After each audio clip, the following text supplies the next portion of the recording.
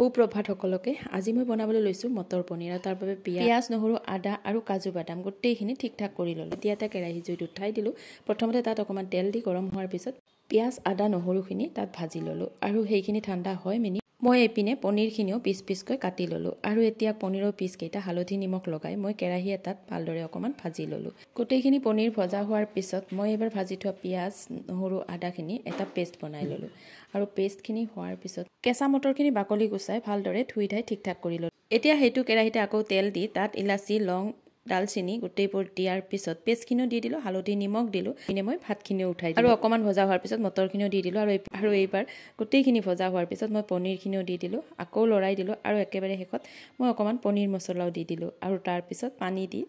এটা জলকীয়া দি ঢাকনিখন লগাই থলো আৰু কেইমিনিটমান পিছত মোৰ মটৰ পনীৰ একেবাৰে খোৱাৰ কাৰণে উপযোগী হৈ পৰিল আজিৰ ভাত আজৰ লগত আছিলে বেঙেনা ভাজি মটৰ পনীৰ আৰু লগতে এটা কেঁচা জলকীয়া গতিকে আজিৰ কাৰণে ইমানেই আজিলৈ আহিলো বাই বাই